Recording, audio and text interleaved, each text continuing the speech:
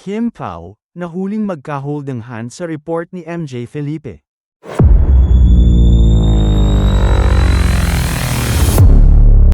Pumukaw sa atensyon ng netizens at mga tagahanga ang tambalan nina Kim Chiu at Paolo Avellino, na tinawag na ngayong Kim Pao, matapos silang makita sa isang live reporting ni MJ Felipe.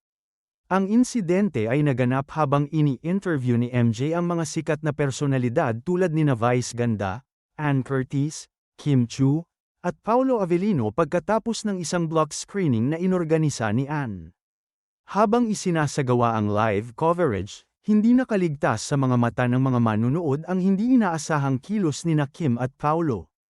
Habang dumadaan sila sa background ng report, napansin ng mga viewers na magkahawak kamay sila.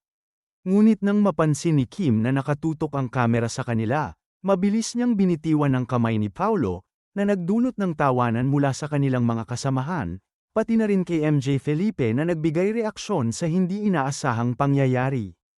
Agad na naging viral sa social media ang eksenang yun, at naging paborito ng mga netizens ang natural na chemistry ni Kim at Paolo.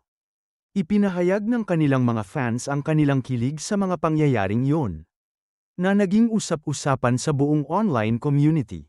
Maraming nagkomento ng mga positibong mensahe at sinabi na nararapat lamang na maging masaya si Kim. Ayon pa nga sa ilang tagahanga, Kim Chiu deserves to be happy. Hayaan natin siya maging masaya with whoever she wants to be with.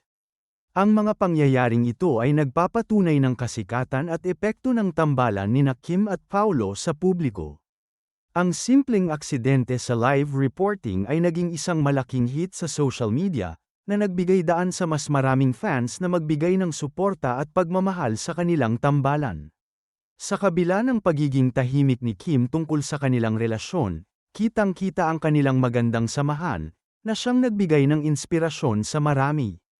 Hindi rin nakaligtas ang mga fans sa paraan ng paghawak ni Kim at Paolo sa isa't isa, na tila may isang espesyal na ugnayan na hindi kailangang ipagkaila.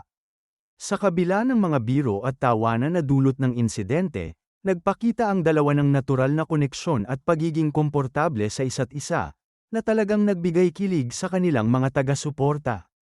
Dahil sa insidenteng ito, naging mas malakas pa ang fanbase ng Kim Pao, at naging mas maingay ang kanilang pangalan sa mga usapin tungkol sa love teams sa showbiz.